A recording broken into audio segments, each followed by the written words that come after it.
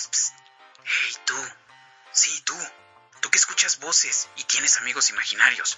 Tú que sigues las noticias sobre los negocios, estrategias de marketing y los escándalos más grandes de las marcas, este podcast es para ti. Andacaya Marketing Podcast. Branding, engagement, hashtag, influencers, marketing viral, neuromarketing, social media, trending topic.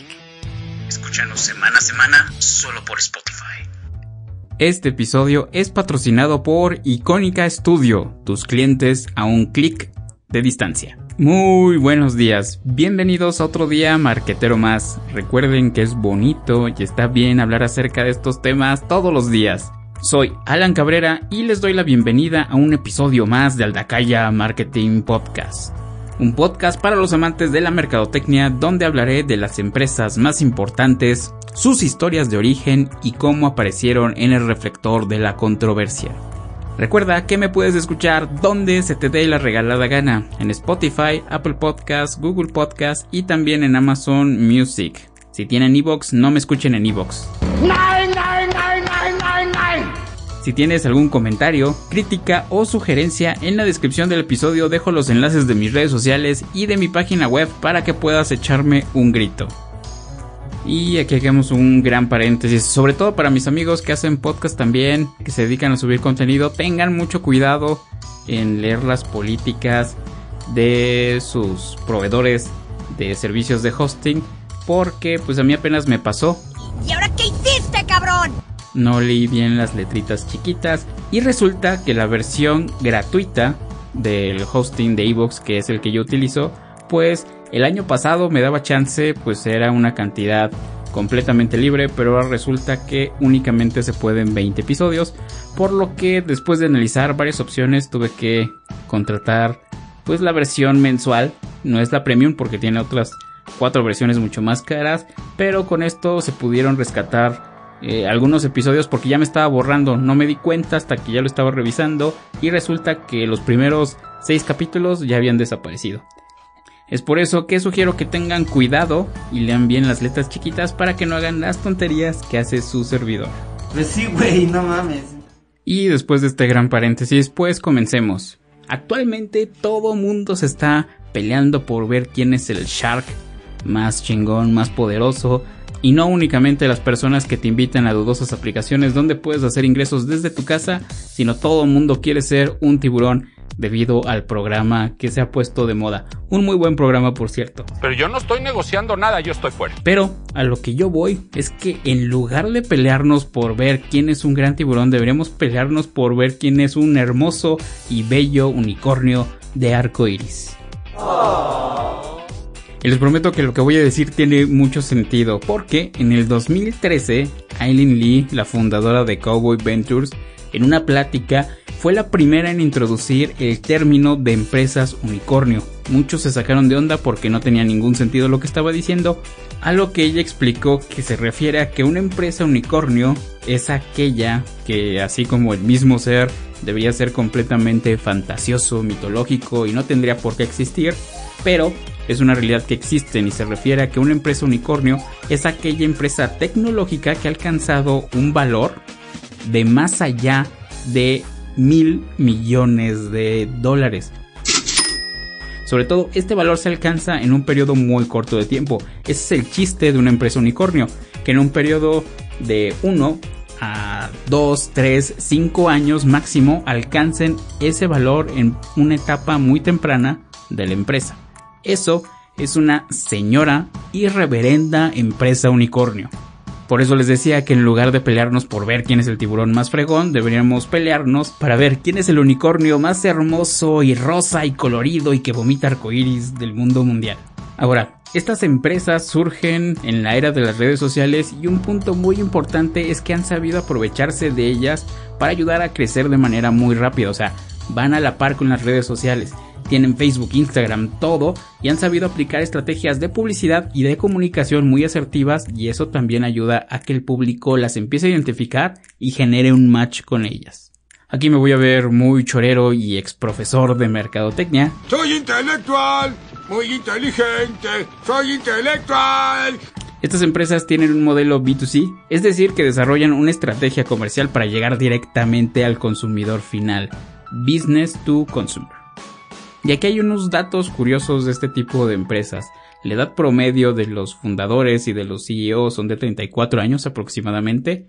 Yo tengo 33, la misma edad de Cristo sin los abdominales, pero aún estoy a tiempo de hacer mi empresa unicornio. Muy bien. Y hay varios rankings de las empresas más importantes.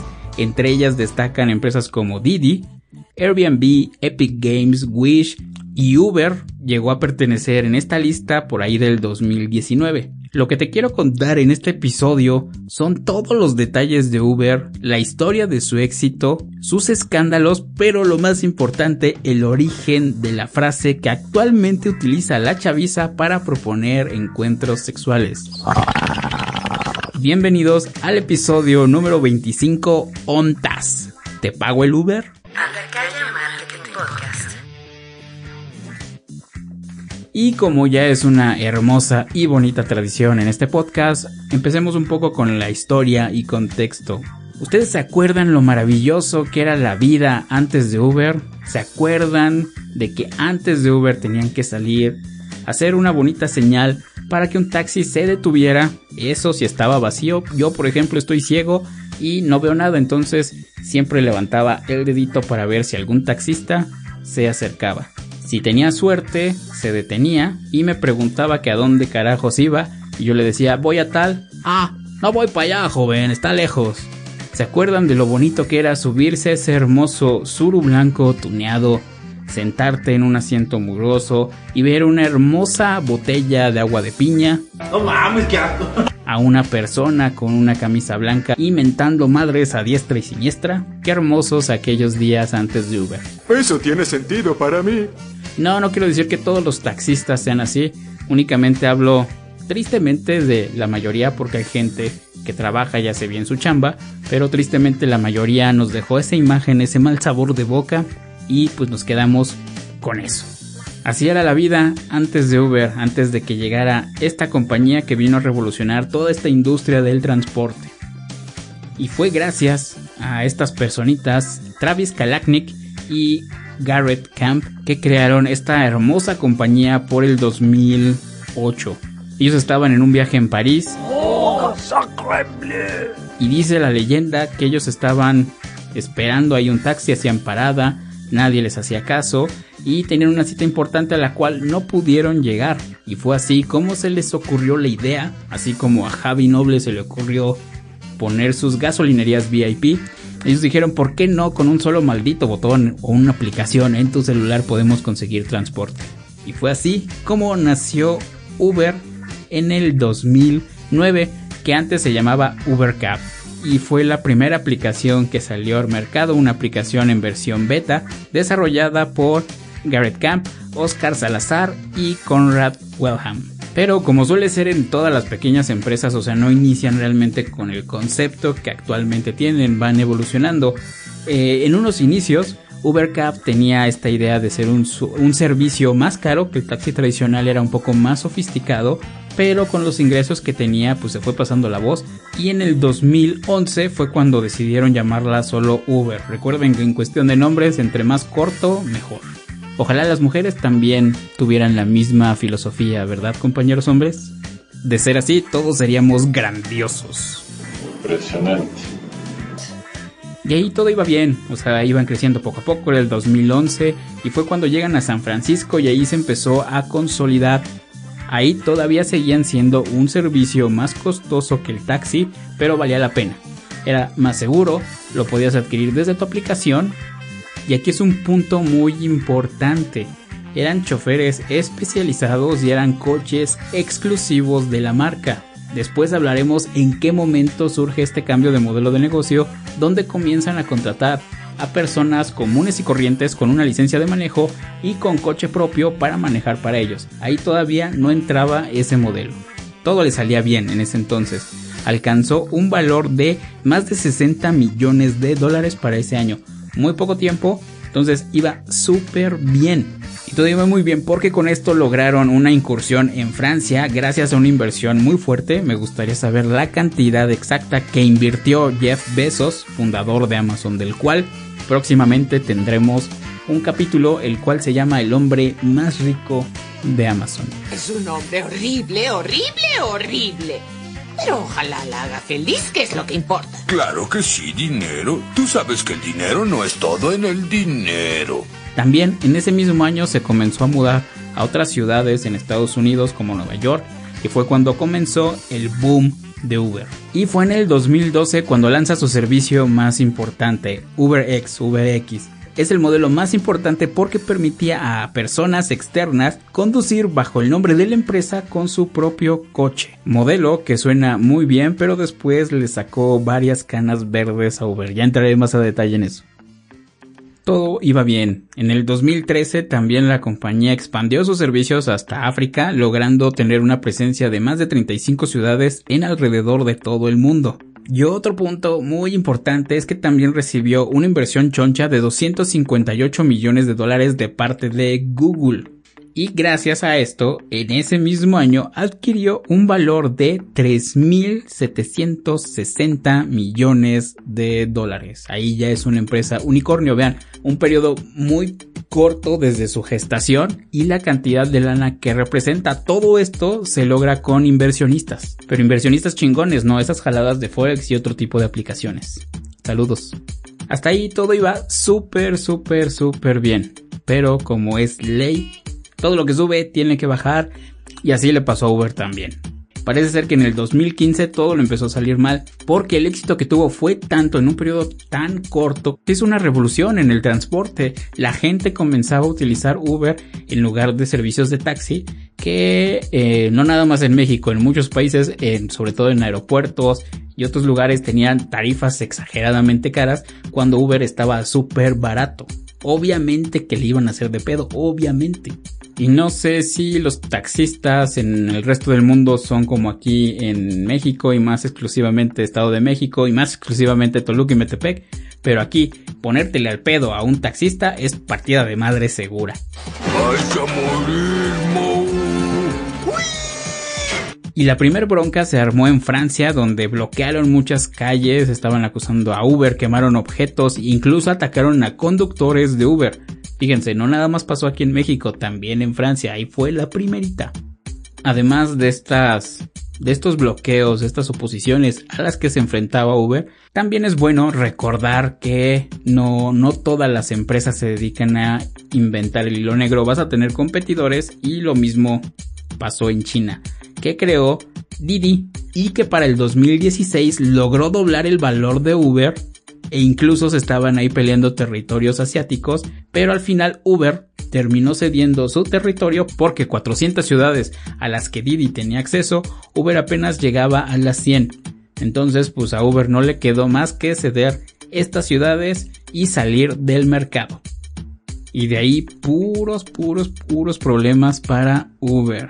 En el 2016, en ese año también, tanto Uber como Lyft, una de sus hermanitas competidoras en Estados Unidos, fueron expulsadas de Austin, Texas, luego de que se aprobara una medida en contra de estas empresas como consecuencia de las protestas que tuvieron los mismos ciudadanos. Y 2 meses más tarde en Hungría le pasó lo mismo, fueron expulsados. Ahí como dato curioso, en el 2016 Uber cerró con una pérdida de $2,800 millones. Tamaño de pérdida. A Uber le llovieron trancazos de todos lados, pero a pesar de todo esto la supo armar, y es una empresa que sigue vigente y actualmente cotiza en la bolsa de valores, y sus acciones no están nada baratas. Ahora es hora de ir a los escándalos más importantes, porque no ha tenido escandalitos pequeños de me encontré un pelo en mi taza de café, sino estamos hablando desde secuestro, violaciones y demás agravios contra los usuarios de esta plataforma. Los datos que ahorita presento son una recolección de datos por Imagen Radio. Vámonos con el primero. Estos escándalos han pasado en México y Estados Unidos. En el 2016, en mayo, un conductor de Uber fue acusado de violar y abusar de una pasajera en la colonia La Condesa. Ojo, este fue el primero en México, pero no necesariamente fue el primero que tuvo Uber. Este fue el primero en México, porque en el 2013 se dio otro escándalo cuando un conductor atropelló a una familia completa en un paso peatonal y esto causó la muerte de un niño de 6 años. Fue el primer caso que se hizo público y dejó a todos preguntándose sobre los límites de la responsabilidad que tiene la compañía sobre las acciones y la conducta de sus conductores. En el 2015 se cerró este caso debido a que Uber llegó a un acuerdo con la familia, un acuerdo que no se sabe bien cuánta lana hubo de por medio. Y en el 2014 se registró el primer incidente donde se involucraba acoso. Esto pasó en Chicago, donde la usuaria acusó al chofer de haber cerrado las puertas del auto para toquetearla. La compañía dio inmediatamente de baja al conductor y pues ahí quedó. Pocos meses después, ahí por junio en ese mismo año, en Los Ángeles, fue detenido otro conductor acusado de secuestrar a una mujer que se desmayó durante el trayecto. Fíjense nada más qué poca madre. La mujer se desmaya dentro del trayecto y despierta en un hotel con el chofer. Y la mujer obviamente se negó y fue cuando el conductor la dejó irse. Pero la primera acusación de violación se dio en el 2014, pero no fue en Estados Unidos, fue en Nueva Delhi, en India. Y esto le costó a Uber su operación en esa capital asiática. El chofer fue acusado y condenado a una cadena perpetua. Fue ahí cuando Uber decidió instalar un botón de pánico en su aplicación para que los usuarios pudieran alertar a las autoridades de este tipo de casos. Y como todos los botones de pánico, pues nada más están ahí para después. Sirve para recopilar la información, para marcar un antecedente, pero no te asegura que nada malo te va a pasar ahí, que no te van a secuestrar, que no te van a violar.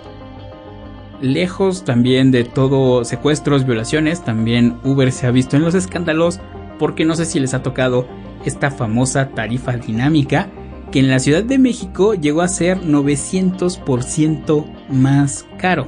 Esto significa, si hice mi regla de 3 de manera correcta, si no me van a linchar ahorita por no saber hacer matemáticas, si un viaje te cuesta 50 pesos, cuando entraba la tarifa dinámica te salía hasta en 450 pesos. Nada más, de 50 pesos a 450 pesitos. Matemáticas, hijo, con eso alegarás, pero los números no mienten. Y lo curioso de esta tarifa dinámica es que como usuario a veces no lo veías. A veces tú nada más pedías el servicio y no veías si había tarifa dinámica. Le dabas sí, aceptar, como tenemos esta bonita costumbre. Si no leemos los avisos de privacidad, si no leemos los acuerdos y términos y condiciones de cosas que compramos, pues tampoco le solemos dar lectura a estos detallitos. Lo único que hacemos cuando pedimos un Uber es aceptar. Y hubo usuarios que se quejaron porque, pues, y con justa razón. Esta tarifa dinámica aplica cuando hay mucha demanda del servicio y pocas unidades para satisfacerlo. Si nos vamos a esta ley de oferta y demanda, está bien aplicada, pero se pasan de lanza.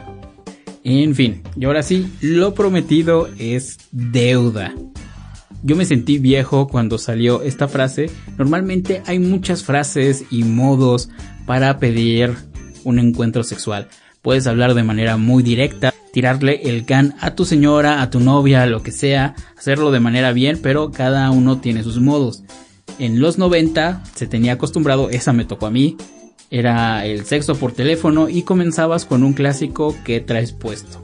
Yo me llevé una gran sorpresa cuando apliqué lo mismo, pero me dijeron ¿qué es o qué? Le dije no, pues es para cotorrear, para sextear, para darnos amor. Me dijo es como ¿ontas? Y yo dije ¿qué? Sí, ontas, te pago el Uber. Y yo dije sí, y dije sí sin saber a qué se refería y me tuve que dar a la tarea de investigar. Resulta que el hashtag ONTAS se originó aquí en México. ¡Qué orgullo, carajo! ¡Qué orgullo, chingada madre! Y generó mucha confusión porque se empezó a aplicar, sobre todo con famosos que no sabían ni qué carajo. Y le pasó a Lily Collins porque se hizo viral.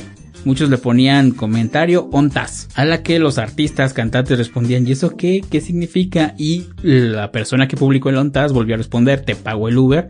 Decían ¿Uber? ¿Qué? ¿Qué significa? Yo les voy a explicar bien cómo funciona esta frase de la chaviza que utilizan actualmente. Bien, su historia es muy interesante, señor Pelmazo, Simpson, así que voy a transcribirla en mi máquina de escribir invisible. Para poner los términos claros, el ONTAS es para proponer un encuentro sexual y es una transacción de por medio que busca que dos personas se dediquen a echar la pasión. Entonces, punto número 1, persona A le manda un mensaje a persona B, ONTAS. Si la persona B responde con la ubicación, ambas partes saben lo que esto significa y están de acuerdo en llevar la negociación más adelante. Después la persona A responde, te pago el Uber, y si la persona B contesta que sí, que si ya mandó la ubicación es más un seguro sí, pero es bueno confirmar y hacer double check. Todo debe ser consensual, entonces significa que ambas personas van a tener una noche llena de pasión y emoción. ¡Ay, qué rico! Así que si tú no sabías de dónde venía esta frase ni cómo usarla de manera correcta, ahora lo sabes y puedes ir a difundir la palabra. Y así como el cuerno del unicornio, todo lo que sube tiene que bajar. Es una realidad que a pesar de que Uber creció muy rápido, tuvo muchos golpes, se ha sabido mantener y sigue brindando servicio no solo en México, sino en muchas ciudades de diferentes países. Es importante destacar que hizo una revolución en cuestión del transporte. Ya hay quienes debaten ahí si fue Uber quien destruyó el giro de los taxistas o fueron los mismos taxistas que se destruyeron a sí mismos. Eso tiene sentido para mí. Ahí me gustaría saber tu opinión. Y así como muchas empresas unicornios, solo el tiempo dirá si Uber realmente se queda en nuestros corazones y en las aplicaciones de nuestro celular o pasará al olvido. Esto fue todo del episodio número 25, ONTAS. Te pago el Uber. Espero que estén satisfechos con el episodio como yo lo estoy. Y si van a usar la frase, también espero que queden súper satisfechos. Recuerden que se aceptan comentarios, críticas y sugerencias, pero mentadas de madre, no.